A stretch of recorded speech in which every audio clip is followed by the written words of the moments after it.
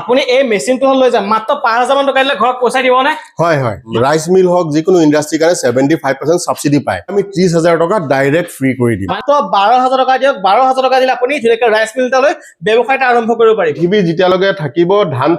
ধান থাকিলে চাউল লাগিব চাউল কৰিলে মেচিন লাগিব ইয়াৰ ফেচিলিটি আপোনালোকে ল'ব পাৰিব এবাৰতে ক্লিন চাউল আহিছে আপোনালোকে দেখিব পাৰিছে আৰু এটা বস্তু চাওক এইফালে দেখিব পাৰিছে আপোনালোকে এক্সট্ৰা যিখিনি পাথৰ জাবৰ জোথৰ আছে সেই বস্তুখিনি এক্সট্ৰাহে ওলাই আহিছে আজি আপোনালোকে এটা ধুনীয়া ভিডিও এটা লৈছো যাক মোৰ সাইডত দেখিব পাৰিছে এটা ৰাইস মিল এটা বিশাল এটা ৰাইস মিল দেখিব পাৰিছে সক আপুনি এই ৰাইস মিলটো কেনেকৈ ঘৰত নিব পাৰিব মোৰ লগত দাদা আছে লৈ কথা পাতিব চেষ্টা কৰিম আৰু এফালে এটা বস্তু দেখাৰ ইন্টাৰেষ্টিং বস্তু আপোনালোকৰ যে ঘৰত যি পাথৰ থাকে বা ধানত কিবা পাথৰ ৰখি যায় বা কিবা যিকোনো বস্তু ৰখি যায় কেনেকৈ আপোনালোকে সেই বস্তু এক্সট্ৰাকে উলিওৱা হয় বা কেনেকৈ কেনেকৈ প্ৰসেছটো কৰা হয় গোটেইখিনি জানিব চেষ্টা কৰিম আৰু লগতে এফালে এটা দেখাই দিম বস্তু এইটো হৈছে এটা ডিজেল ইঞ্জিনৰ আপোনালোকৰ ৰাইস মিল এই ৰাইস মিল কেনেকৈ ঘৰত লৈ যাব পাৰিব দাদা নমস্কাৰ ওকে আপোনালোকৰ এখেত হৈছে আপোনালোকৰ সান এগ্ৰো ইঞ্জিনিয়াৰিং আসামৰ স্বত্বাধিকাৰী হয় দাদা আপোনাৰ good name Prahlad Das okay আপোনালোকৰ এক্সাক্ট লোকেশন জানিবা কোনবা এনেকা মেচিনটা পাৰচেজ কৰিলে আপোনাৰ এক্সাক্ট লোকেশনটো ক'ব নেকি আমাৰ গুৱাহাটী বিহাৰবাৰী হয় আচ্ছা আৰু পাৰ্থনা হস্পিটেলৰ পিছাইডে আমাৰ হেৰি হয় ওকে আৰু তাতে আমাৰ গুটে নৰ্থ ইষ্টত আমি ইয়াৰ পৰা সাপ্লাই কৰো আৰু যেটো মেচিন লাগে ৰাইস মিলৰ আমি স্পেশাল খাই ৰাইস মিলে বিক্ৰী কৰো এটা বস্তু আমাৰ ৰাইস মিলৰ প্ৰডাকশন গোটেইখিনি হয় হয় এ টু জেড আমি খাই ৰাইস মিলৰ কৰো আচ্ছা এখানে এটা বস্তু কৰো এই যেটো আপোনালোকৰ দেখিব পাৰিছে এটা ডিজেলত চলে হয় ইয়াৰ কেপাসিটি কিমান থাকে তেলৰ 5 লিটাৰ অইল লগাব পাৰে 5 লিটাৰ অইল লগাব পাৰে ন আৰু কিমান 25 এইচপি নেকি হয় হয় 25 এইচপি আপোনালোকে দেখিব পাৰিছে এই মেচিনটো আপোনালোকে ডাইৰেক্ট 25 এইচপি আপুনি ঘৰত লৈ যাব পাৰে 5 লিটাৰ কেপাসিটি আছে যদি 1 লিটাৰ তেলৰ প্ৰডাকশন কিমান মান কৰিব পাৰিব 1 লিটাৰ মোটামুটি 700-800 কেজি 1 লিটাৰ তেলত যদি কবলৈ যা মাত্ৰ 100 টকা যেটো এটা তেলৰ ৰেটটো অলপ বাঢ়ি গৈছে 100 টকা তেলত আপোনালোকৰ 700 কেজি ধান আপোনালোকে ইয়াত বনাব পাৰিব ইমানখিনি ফেচিলিটি আছে ধুনীয়াকৈ আহক এই ধুনীয়াকৈ মেচিনটো চাওক এটা ধুনীয়া আৰু সেলফ ইঞ্জিন কিন্তু আৰু সেলফত না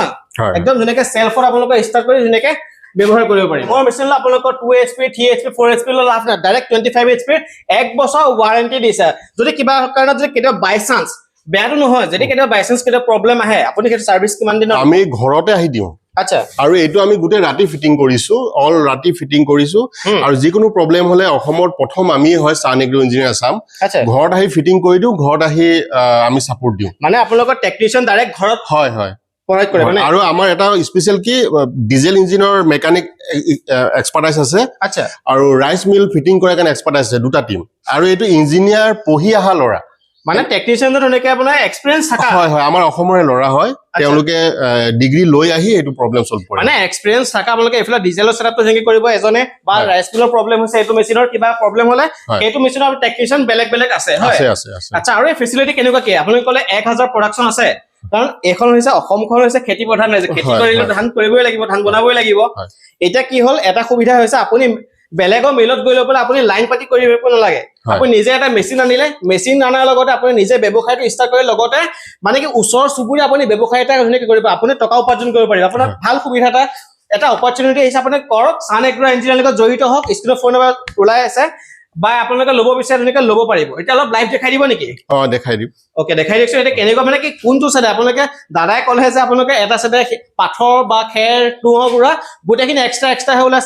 মানে আৰু এটা বহুতে মানে বিশ্বাস নকৰে চাউলটো ক্লিন ওলাই নে নোলাই সেইটো আজি ধুনীয়াকৈ দেখাই আছো আৰু লগতে আমি উদ্যমী ৰেজিষ্ট্ৰেচনটো ফ্ৰী বনাই দি আছো আচ্ছা আৰু পিএমজিপি স্কিমতে হেল্প কৰি দি আছো এটো এনেকুৱা নহয় খালি কথাৰে কলো নহয় আমি নিজে গৈ বেংকত হেল্প কৰো কিয় আমাৰ অসমখন বহুত নিবনুৱা লৰা ছোৱালী আছে আৰু 3 লাখৰ ওপৰ মেচিন এটো প্ৰতিষ্ঠা কৰিবলৈ এনেকুৱা ঘণ্টাত যদি 1000 কেজি লাগে মোটামুটি 15 লাখ মান টকা লাগে আচ্ছা মেনুৱেল মানে কৰিবলৈ কিন্তু এটো তেতিয়া মাত্ৰ 3 লাখৰ ভিতৰতে মানে দিনত আপোনাৰ এটো 15 পৰা 10000 টকা 100% ইনকাম হয় মানে 15 পৰা 10000 টকা ধুনীয়াকৈ এক দিনত আপুনি উপাৰ্জন কৰিব পাৰিব আৰু এটা কথা এটা দাদা এফালে আহিব হয় মানে কি আপুনি এটা মেচিন লৈছে বহুতে ইমান ডাঙৰ এটা মেচিন লৈ লৈছো বা এটা ডিজেলত চলিব বা কাৰেণ্টত চলা ফেচিলিটি আছে নে ইয়াৰ আছে 100% 20 এইচপি লাগিব এটো 20 এইচপি লাগিব 20 এইচপি লাগিব আচ্ছা এইখিনটা কি কমাৰ্শিয়াল ল'ব লাগিব না কি কমাৰ্শিয়াল ল'ব লাগিব এটো উদ্যমী ৰেজিষ্ট্ৰেচন যেটা আমি বনাই দিম হেটো লোৱা লগা গভৰ্নমেন্টৰ পৰা এখিনি ফেচিলিটি আহে ইন্ডাস্ট্ৰি সকলৰ কাৰণে সাবসিডি অলপ আছে সাবসিডি আছে মানুহৰ কাৰণে এসটি ডেভেলপমেন্ট বোৰ্ড আছে তাতে যিকোনো ৰাইস মিল হক যিকোনো ইন্ডাস্ট্ৰি কাৰণে 75% সাবসিডি পায় আচ্ছা মাইনৰিটি ডেভেলপমেন্ট মাইনৰিটি যেনেকা মুসলিম হক বা তেনেকুৱা ধৰণৰ তেওঁলোকৰ কাৰণেও মাইনৰিটি ডেভেলপমেন্ট বোৰ্ড আছে তেওঁলোকেও 75% কিছুমান 100% আছে এনেকুৱা স্কিম আচ্ছা মেচিনটা ফ্ৰী লৈ যাব পাৰি পাৰে কিন্তু ইয়াৰ কাৰণে কিছুমান ক্ৰাইটেৰিয়া থাকে কিছুমান সিস্টেম থাকে তে এইবিলাক আমি অসমৰ মানুহৰ কাৰণে আমি লাগি দি আছো স্পেশাল আৰু যিহতে আমাৰ বিহাৰবাৰী ওচৰতে আৰু সবচে ডাঙৰ সুবিধাটো হৈছে আমি ঘৰত পাৰ্টসটো আমি ডেলিভাৰী কৰো মানে যিকোনো এটা পাৰ্টস বেয়া হলে ঘৰত হোম ডেলিভাৰী হোম ডেলিভাৰী কৰো লগতে আমাৰ মেকানিক দুটা গ্ৰুপ আছে এটা হৈছে আমাৰ ডিজেল আৰু মটৰ কাৰণে বনোৱাৰ কাৰণে এটা মেকানিক আৰু এটা ফিটিং কৰাৰ কাৰণে মেকানিক আৰু আমাৰ মেকানিকক এল্টো দিছো গোটেই অসমত যাতে ঘৰে ঘৰে গৈ ফিটিং কৰিব পাৰে মানে আপুনি ফ্ৰী গাড়ী দিছে মানে টেকনিচিয়ান হয় মানে যেতিয়া আপোনালোকৰ প্ৰবলেম হ'ব ফোন কৰিলে হ'ল ডাইৰেক্ট হোম সাপোৰ্ট পাই যাব লগতে মানে কি 100% যেটো আপুনি সাবসিডি কথা ক'লে সেই বস্তুটো পাব কিছুমানে যদি জানে ভালকে বুজি পায় আৰু এটা ক'লে 75% সাবসিডি পাব হয় মানে 1 লাখ টকা যদি এটা মেচিনৰ দাম হয় ডাইৰেক্ট আপোনালোকক 25000 টকা দিলে হৈ যাব হয় আৰু ইয়াৰ ডকুমেন্টেশন কাম আমি কৰিলো যেনেকা PM FM বুলি স্কিম আছে তাতে মহিলাসকলৰ ব্লকৰ পৰা দিয়ে হেতু মহিলাসকলে পাব 35% আপ টু এটো 50 লাখ পৰ্যন্ত লোন হয় 50 লাখ টকা লৈকে লোন পাই যাব কিন্তু আমাৰ মানুহে নাজানে আৰু এটোত মই স্পেশাল যিহতে মই IIT কাম কৰিছিলো আগত তে হেকাৰে লোনৰ ক্ষেত্ৰত মই ধুনিয়াকৈ জানো আৰু যদি কেছ লয় আপোনালোকৰ চেনেলত যদি আহে এই মেচিনৰ দাম যদি 3 লাখ হয় বা 3.5 লাখ হয় তেতিয়ালে আমি 30000 টকা ডাইৰেক্ট ফ্ৰী কৰি দিম মানে 3 লাখ টকা হলে 2,70,000 টকা 3.5 লাখ টকা হলে 3,20,000 টকা পাই যাব আৰু যদি 1 লাখ টকাৰ মেচিন লয় তেতিয়ালে 70000 দিলে হ'ব 30000 টকা ফ্ৰী কিন্তু এটো প্ৰথম 100 জন কাস্টমাৰৰ কাৰণে প্ৰথম 100 জন কাস্টমাৰৰ কাৰণে মানে ফেসিলিটি 100 জনৰ কাৰণে ৰাখিছে হয় হয় সব প্ৰথম যেনে ভিডিও আছে 100 জন কাস্টমাৰ যদি এইবিলাক মেচিন লয় ডাইৰেক্ট ক্যাশ অন ডেলিভাৰী যদি লয় তেতিয়া ডাইৰেক্ট 30000 টকা আপুনি ডাইৰেক্ট মাফ কৰি দিব মানে 1 লাখ টকা হলে 70000 50000 হলে 20000 টকা লৈ যাব পাৰি আৰু অসমৰ দূৰত যদি হয় COD আছে ক্যাশ অন ডেলিভাৰী আচ্ছা মানে আমাক 5000 2000 টকা দিলে সেই জাগাত যদি আমাৰ VRL কুৰিয়াৰ থাকে যেনেকা তিনসুকিয়া জুৰহাট তাতে গৈ মেচিনটো যেতিয়া পঞ্চিব তেতিয়া পেমেন্ট কৰিলে হ'ব আচ্ছা মানে 2000 টকা দিলে আপুনি ধুনিয়াকৈ পইচা দিব ন ঘৰত সব মাত্ৰ 5000 নালাগে মাত্ৰ 2000 টকা দিলে 2000 টকা দিলে আপুনি ঘৰত এই মেচিনটো লৈ যাব পাৰিব এতিয়া বুকিং কৰিব লাগিব আচ্ছা আৰু এটা যেটো অসম চৰকাৰে এটা সাবসিডি দিছে আপুনি বেছি দেৰি কৰিব সেই সাবসিডি আপুনি ফায়দা লওক কাৰণ এটা মেচিন বহুত অসমত নিবনুৱা যুৱক যুৱতী আছে এটা ব্যৱসায় পিছত কিন্তু ব্যৱসায় কৰে বহুত লাখ লাখ টকা লাগে কিন্তু এইবিলাক যে সাবসিডি আছে বহুতে গম নাপায় আৰু আমাৰ অসম চৰকাৰে যেটা ডক্টৰ হিমন্ত বিশ্ব শৰ্মা ডাঙৰীয়া চৰকাৰৰ দিনত 2 লাখ টকা কৈ নিবনুৱাক দি আছে হয় আৰু মাইক্ৰো ফাইনান্সৰ মানে ধৰক মেচিনৰ দাম 3 লাখ 2 লাখ গভৰ্ণমেণ্টে যদি আৰু 1 লাখ তো আমি মাইক্ৰো ফাইনান্সৰ জৰিয়তে যেনেকা RGBR নেফটি পৰা আমি যোগাযোগ কৰি পিনি আমি দিম আৰু এটো অসমত আমি ইমানখিনি সাপোৰ্ট দি আছো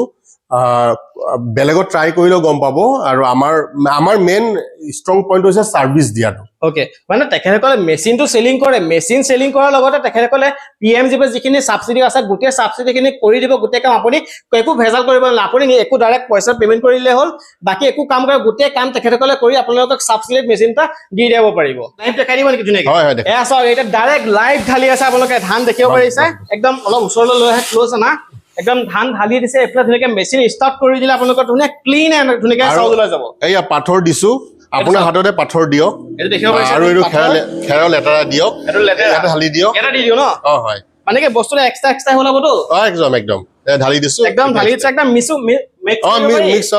একদম স্যার মিক্স কৰি দিছে এইবিলাক একদম পাথৰ কত গলে এটা স্যাৰ নিজে এক্সট্ৰা ধুনীয়াকৈ ওলাব চাই থাকক এইফালে আপোনালোকে দেখিব পাৰিছে এবাৰতে নিট এণ্ড ক্লিন একদম পুৰা সফা কৰি আপোনালোকৰ চাউলখিনি উলিয়াই দিছে আপোনালোকে দেখিব এবাৰতে মাত্ৰ কেই মিনিট মানৰ ভিতৰতে আপোনালোকে এই মেচিনটোৱে একদম পুৰা ক্লিন হৈ আপোনালোকৰ সাফা কৰি চাউল উলিয়াই দিলে এই মেচিনটো আৰু এটা ফেসিলিটি আছে এই ফেসিলিটিটো হৈছে আপোনালোকে চাওক এইফালে দেখিব পাৰিছে একদম যিখিনি জাবৰ জোথৰ লেতেৰা যিখিনি বস্তু থাকে শিলগুটি পাথৰ সেই গোটেই বস্তুখিনি এক্সট্ৰাকে উলিয়াই দিয়ে আপোনালোকে দেখিব পাৰিলে আপোনালোকে একদম লাইভ দেখাই দিলো যে আপোনালোকক ধান বনে এফালে দেখিব পাৰিছে কুঁহৰ পৰা ওলাইছে আপোনালোকে এফালে ধুনীয়াকৈ দেখালে আৰু পাথৰ চাওক আপোনাৰ এটা সাইডে পাথৰ ওলাইছে এটা ফালে ধুনীয়াকৈ ধান মানে চাউল ওলাই আহিছে আপুনি যেহেতু এইটো মৰিগাঁও ডিস্ট্ৰিক্টত লগাইছে হয় আপোনাৰ দোকান ক'ত আছে আমাৰ দোকান নহয় একচুয়ালি আমাৰ কোম্পানী গুদাম আছে আমাৰ আচ্ছা গুদাম আছে বিহাৰবাৰী গুৱাহাটী আচ্ছা তাতে আমাৰ এই প্ৰাৰ্থনা হস্পিটেল আছে দে ওকে প্ৰাৰ্থনা হস্পিটেলৰ অলপ বেক সাইডে আমাৰ ওকে আপোনালোকৰ প্ৰাৰ্থনা হস্পিটেলৰ বেক সাইডে আপোনালোকৰ যদি চাওক স্ক্ৰিনৰ ফোন নম্বৰ আছে যদি কিবা প্ৰবলেম হয় তেতিয়াহ'লে ডাইৰেক্ট লাইভ লোকেশ্যন দি দিব তাত গৈ লগাব পাৰিব একদম ইজি আমাৰ লোকেশ্যন ওলাব একদম ইজি একদম আপুনি আহিব পাৰে বেহাবাৰীত আৰু এইটো মেচিন বুলি আছে না বেলেগ কিবা মেচিন আছে আমাৰ একদম সৰুৰ পৰা ডাঙৰ middle quality ultra pro max N85 okay একদম 12000 পৰা আৰম্ভ কৰি 12 লাখ পৰ্যন্ত মেচিন আছে 1 টনৰো আছে মানে আপোনালোকৰ ৰাইচ মিল ল'বলৈ বিচাৰিলে কোনো মাত্ৰ 12,000 টকাৰ পৰা ষ্টাৰ্টিং পাই যাব হয় হয় মাত্ৰ চাওক আপুনি এনেকুৱা ধৰণৰ মেচিন এটা ৰাইচ মিল ল'ব বিচাৰে মাত্ৰ 12,000 টকা দিয়ক 12,000 টকা দিলে আপুনি ধুনীয়াকৈ ৰাইচ মিল এটা লৈ ব্যৱসায় এটা আৰম্ভ কৰিব পাৰিব দাদা এইখিনি এটা কথা হ'ল বা 12,000 টকা দিবলৈও মানুহৰ হাতত বা সেইটো নাথাকিব পাৰে কেতিয়াবা বাইচান্স নাথাকিব পাৰে 12,000 টকাটো সেই ফেচিলিটি এক্সট্ৰা কিবা ভাবি ৰাখিছে নে বা কিবা সুবিধা আছে নেকি নহয় 12,000 নাথাকিলেতো অলপ দিগদাৰ হ'ব কিন্তু আমি যিহেতু EMI ব্যৱস্থা আমি কৰি দিম এনেকুৱা নহয় যে খালি ভিডিঅ'ত ক'লো আমি প্ৰেক্টিকেল কৰি দিম কিন্তু এন্টাৰপ্ৰেনাৰ হ'ব লাগিব তেওঁ জোচ থাকিব লাগিব আৰু পৃথিৱী যেতিয়ালৈকে থাকিব ধান থাকিলে চাউল লাগিব চাউল কৰিলে মেচিন লাগিব মানে ব্যৱসায়টো আপোনালোকৰ জীৱন ভৰ চলিব একদম কেতিয়াও মাৰ নাযায় মানুহ টকালৈকে চলি থাকিব খাবলৈ লাগিব চাওক ভাত আৰু আমি যেহেতু অসমত ভাতে খাওঁ বেছি হয় আৰু যাৰ যি ফাইনেন্সিয়েল কেপাচিটি অনুযায়ী মেচিন এভেইলেবল আছে মানে 12,000 টকা পৰা ষ্টাৰ্টিং কাৰোবাৰ 12,000 টকাটো যদি নাই তেতিয়াহ'লে ডাইৰেক্ট EMI ফেচিলিটি সুবিধা আছে EMI ফেচিলিটি আপোনালোকে ল'ব পাৰিব আৰু এটা সুবিধাৰ কথা ক'লে ছাবচিডি আপুনি যদি দাদাৰ লগত যোগাযোগ কৰিলে ধুনীয়াকৈ কেনেকৈ বেংকত গৈ কেনেকৈ কৰিব লাগে গোটেই ফেচিলিটিখিনি বুজাই দিব লগতে বহুতখিনি আপুনি ছাবচিডি 12,000 টকা ল'লে মানে 10,000 তলতো আহি যাব পাৰে ছাবচিডি পালে এনেকুৱা ফেচিলিটি ধুনীয়াকৈ আছে বেছি দেৰিকৈ স্ক্ৰীনত যদি ফোন নম্বৰ আছে ফোন এতিয়া যোগাযোগ কৰক যোগাযোগ কৰিলে আপুনি অধিক তথ্য জানিব পাৰিব দাদাৰ পৰা